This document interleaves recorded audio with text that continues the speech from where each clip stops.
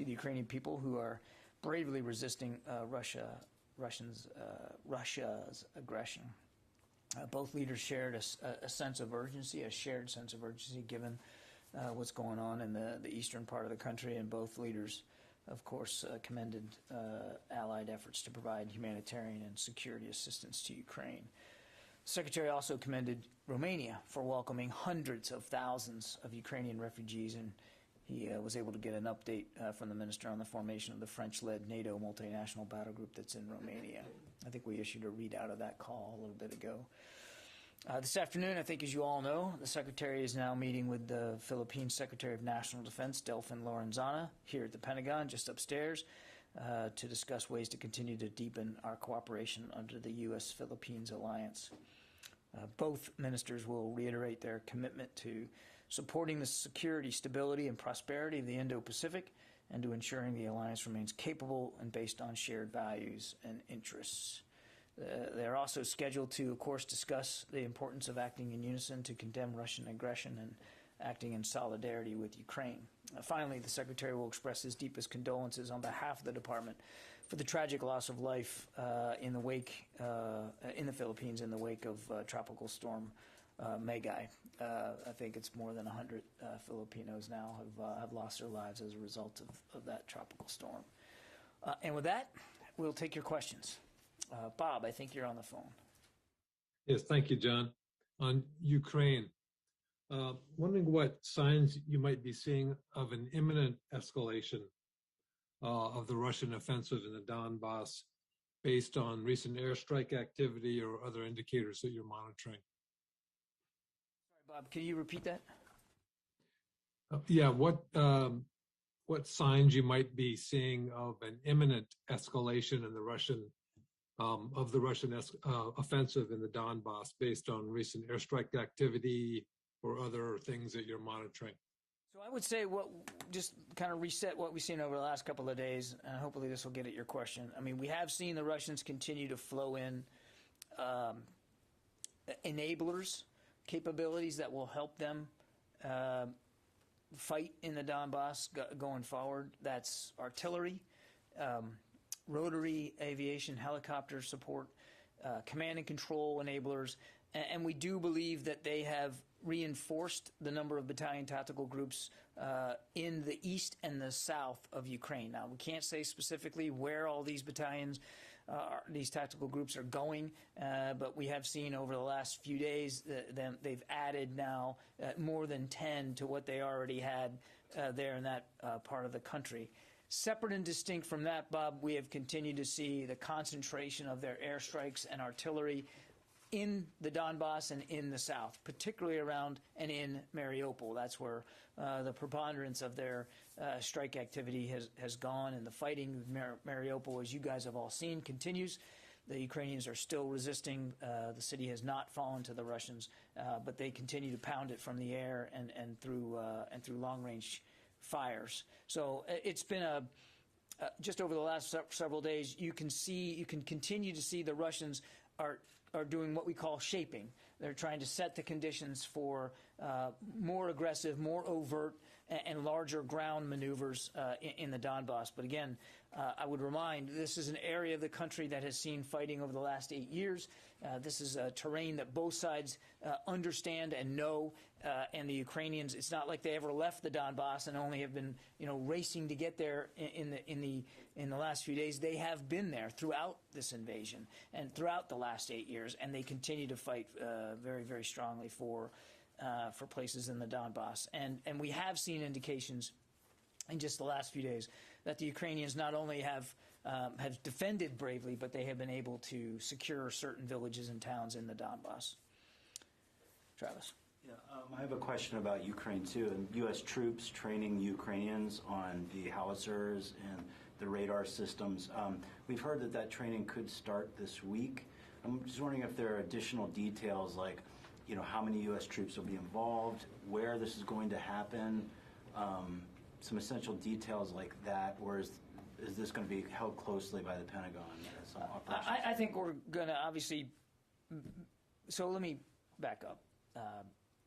It is true that we believe we'll be able to begin a process of training Ukrainian armed forces on the howitzers that will be shortly heading over. That training will occur outside of Ukraine. It'll be more of a train the trainers kind of environment, so it'll be a small number of Ukrainians that will be trained on the howitzers, and then they'll be reintroduced back into their country to train their colleagues. I'm not going to get into the locations. It'll be outside of Ukraine. I'm going to refrain right now from talking about who's going to be doing the training and exactly on what timeline. I think as we get closer to things, we may be able to talk a little bit more about it, but there is a plan now that we are beginning to execute, and we think that that training can happen in the next several days. Important to remember, Travis, that this is not while this particular system is new to the Ukrainians, they don't use American howitzers in artillery.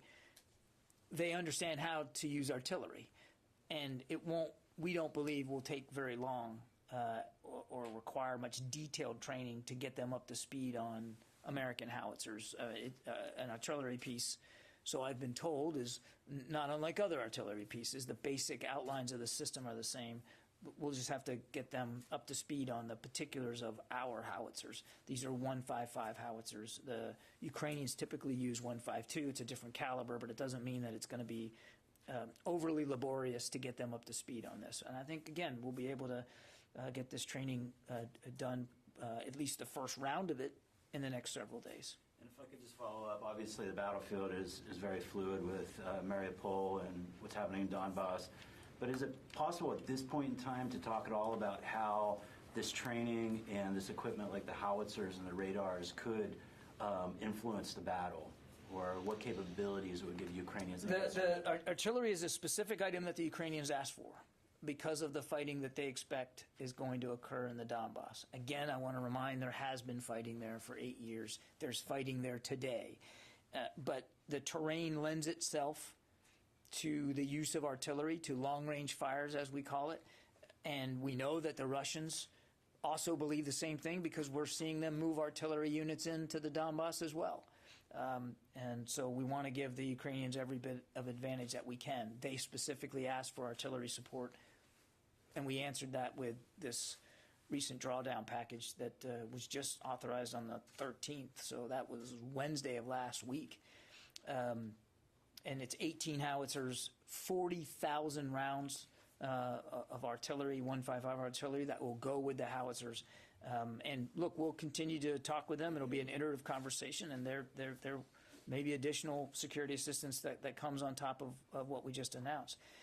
You didn't ask this, but I think it's important to also point out that authorization from the president was on the 13th. The execute order was issued on the 14th, and on the 15th, 2 days later, the first shipment started arriving in the theater of stuff from that $800 million drawdown package. Now, again, I'm not going to get into the inventory list and exactly what was on that first shipment, but that is unprecedented speed. 48 hours after authorization from the president, first plane was on its way. And there have been subsequent shipments since then, almost a half a dozen, as you and I speak here today, have already arrived in the region. Sylvie. I have two questions. First, the Russians announced that they have bombed a weapons stockage facility where some Western weapons were stocked. Can you confirm that? No. I know that they struck Lviv. They hit targets in Lviv, and I think they also struck in Kyiv over the last couple of days. We don't have a clear sense of battle damage assessment about what they were targeting and what they hit. At this time, we don't have any indication that Western aid was targeted and or hit or destroyed. But again, we're still working our way through the BDA, as you will, the battle damage assessment, and I just don't have more for you than that. Okay, and to follow up on Bob's question, you said last week that the Russians still had, they were not ready to launch their new battle, that they had still logistic problems.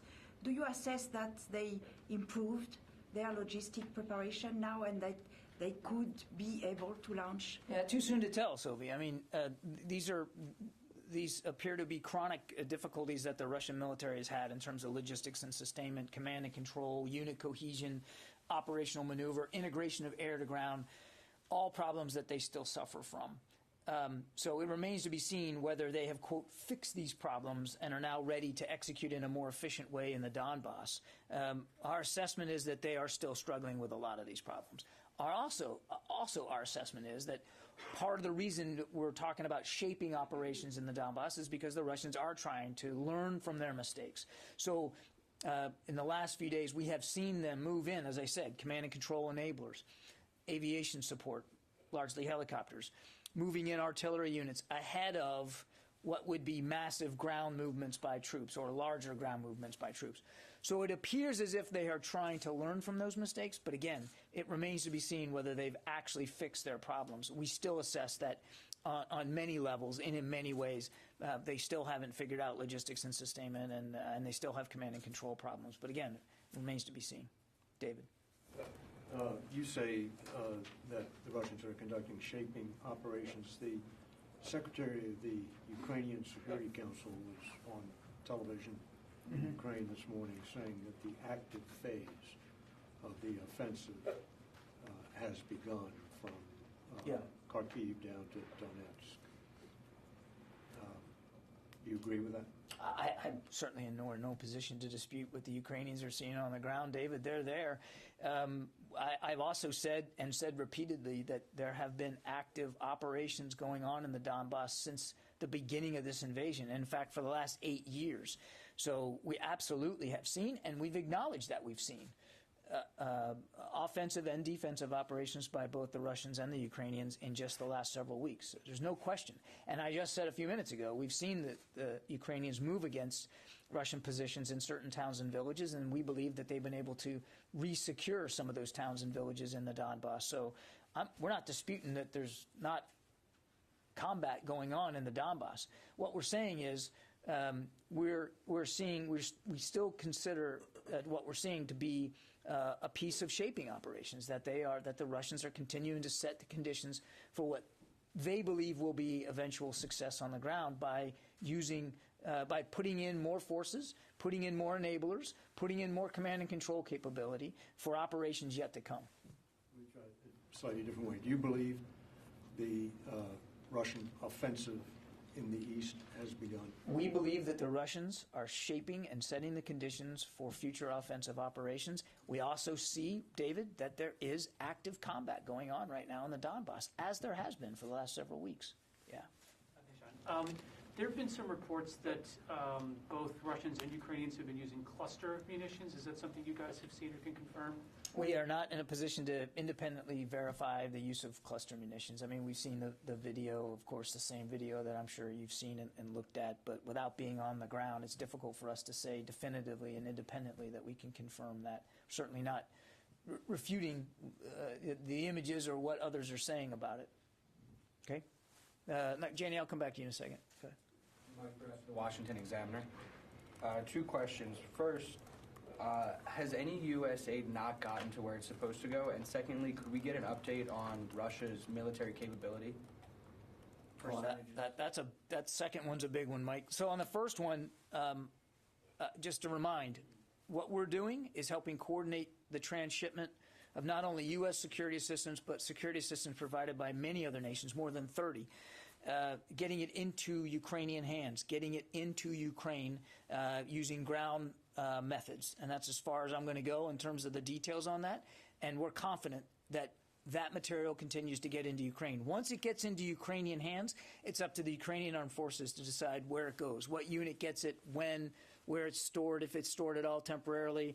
That is up to the Ukrainians to decide, not the United States. We're not putting strings on this stuff and telling them that they have to move this by a certain date or get it to a certain unit, that we would not step on their toes in that regard. Our job, get it in the region, get it into Ukraine, and then the Ukrainians use it in the field. As for Russian military capability, that's a very big question, so I'll do the best I can. I mean, we still assess that in general they have the vast majority of their assembled combat power available to them.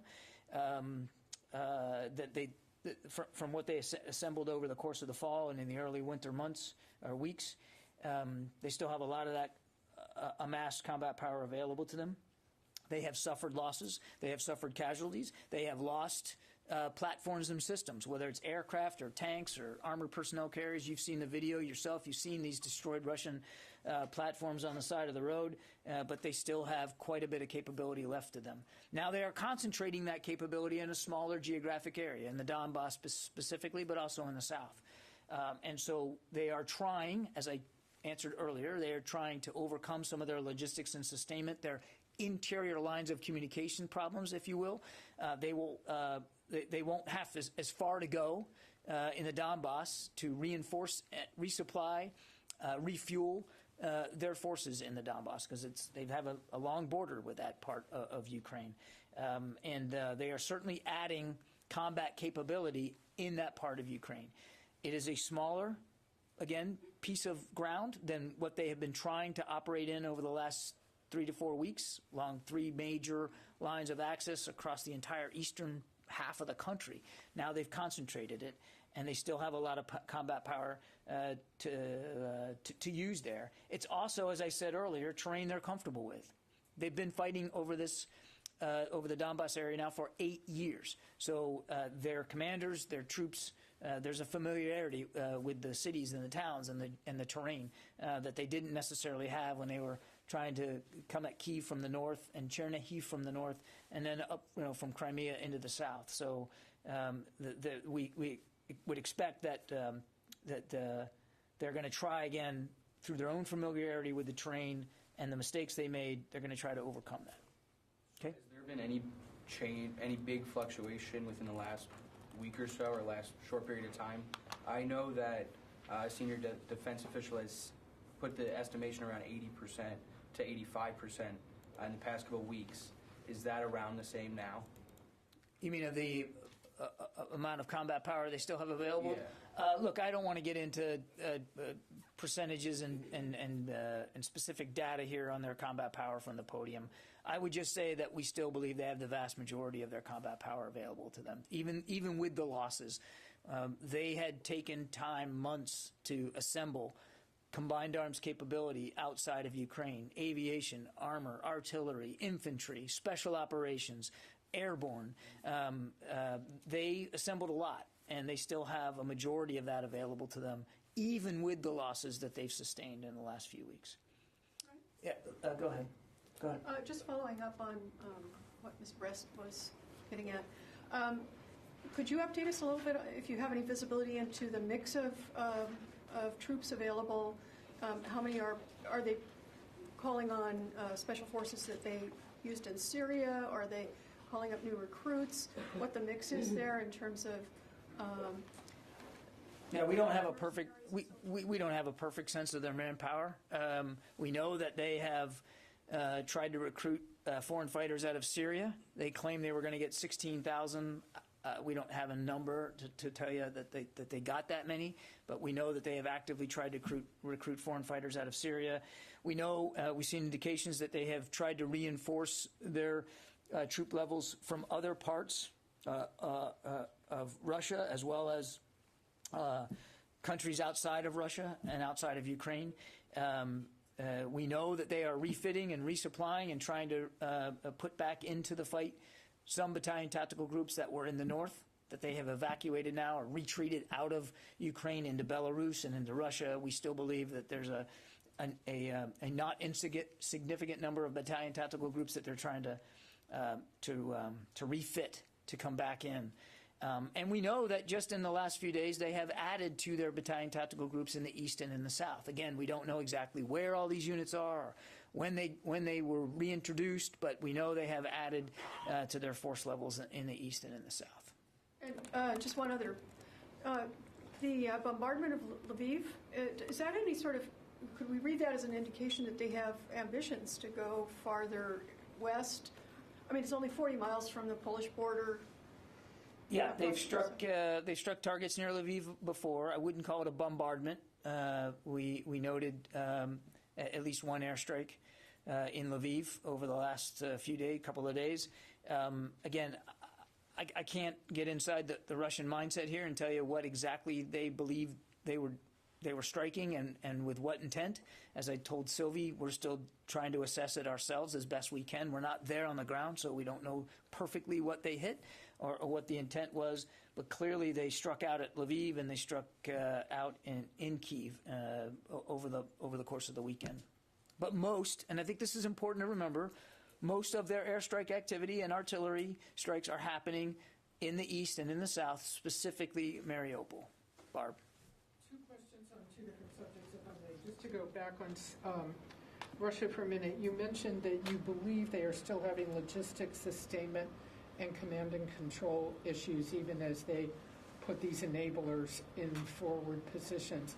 We don't believe they have overcome all of their challenges in those regards. So can you offer any indicators or evidence that leads you to that conclusion? I think one indicator is that they named this new general, Dvornikov, to take overall command of their forces in Ukraine. They didn't have a single overall operational commander before. We believe that part of that is because they want to improve command and control and to try to get more efficient in their logistics and sustainment capabilities. You think they still haven't gotten there? Again, our assessment is that they still have significant challenges when it comes to command and control and logistics and sustainment. Does that matter if, in fact, they're just devastating areas with artillery and long-range airstrikes? I think it does, and you don't have to look any further than what happened in Chernihiv and Kyiv and down in the south to see that it does absolutely matter. Logistics and sustainment, command and control, unit cohesion, operational maneuver, air-to-ground integration, all that still matters. The airstrikes alone were not enough to help them take Kyiv. Can I ask you about the peculiar situation at Green Village in Syria? First, CENTCOM puts out a statement saying, of course, that Green Village, where U.S. troops are located in northeastern Syria, came under direct fire attack, presumably rockets or mortars. Several days go by. We then are told that there's a statement, if you go on their website, that says, no, that was wrong, that explosives were deliberately placed at Green Village, where U.S. troops are. It seems very odd that the military, CENTCOM, was not transparent on this matter to let people know that U.S. troops were victimized by what they assessed to be deliberately placed explosives. Can you tell us what the situation is right now? Is there, how are you investigating this? Is there really video that people say there is of some person seen on video running around the base? What do you think happened there, and why was it so strangely handled? Well, there's an awful lot there. Let's just start with the basics, Barb. It is still under investigation. And as we learn more, we want to share what we can. We're not able to always share everything, but we try to share what we can.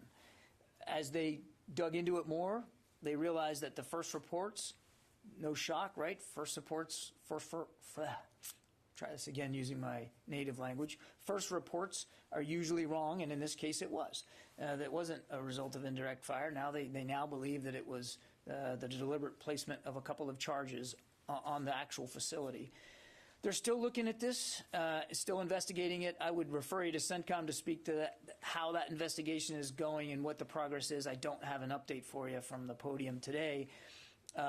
So we'll see what they learn going forward, but that's the going assumption right now. It was the deliberate placement of a couple of charges. I don't know anything about video surveillance and whether it was caught on video or not. Again, I'd refer you to them to speak to that. And we don't know, certainly not at our level, have a sense of who placed these charges, how many were there, what was the motivation, what was behind this. We just the intention. We just don't know that right now. Yeah. Follow up quickly on that. Were there any casualties involved in that? Well, there was 4 individuals, 4 U.S. service members who were treated for traumatic brain injury. What I have been told today is that they either are or have been returned to duty, or I'm sorry, they either will be soon or they have been returned to duty status.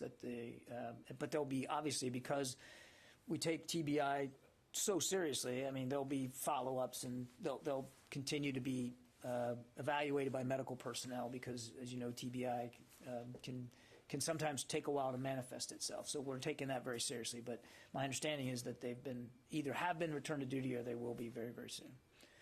Yeah, in the back there. Janie, I'll get to you in a second. Yeah. I want to get through Russia-Ukraine stuff. Go ahead. Yeah. So a follow-up on Syria. Placing charges or explosive devices is not a typical of Iranian-backed militias. Are you concerned that there are some insider kind of threat to the U.S. base over there? Well, clearly there's a concern about some sort of insider threat. If the going assumption is now that they were deliberate placement of charges inside Green Village, of course that's a concern. And who is with the U.S. forces down there in that base? I refer you to CENTCOM. I don't have a laydown of everybody that's at Green Village. I just don't have that for you today. On Ukraine, we have heard from this building several times that Russian invasion of Ukraine has changed the security architecture fundamentally in Europe. After all these failures of the Russian military, is this still the assessment? And do you think that Russia is still a big threat to the European security? We continue to believe that the European security environment has changed and will stay changed as a result of Mr. Putin's willingness to conduct an unprovoked invasion of a neighboring state. Their failures notwithstanding, that war is still ongoing. And we're still sending security assistance, even as you and I are talking here today, to Ukraine to help defend themselves. So, of course, we assess that the security environment is changed.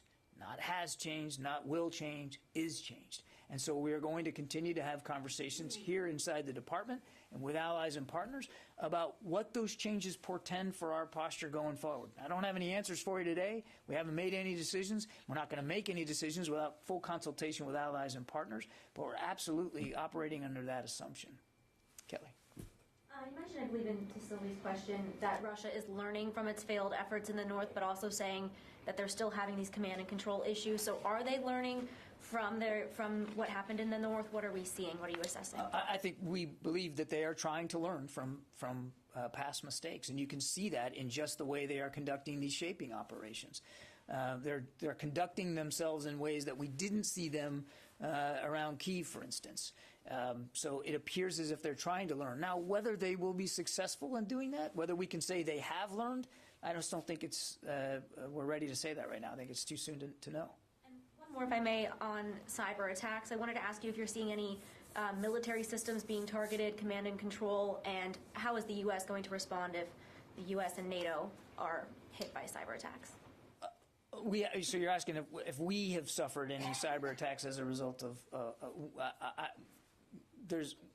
a couple of the DoD infrastructure, cyber infrastructure gets assaulted in cyberspace every single day by a plethora of different actors out there.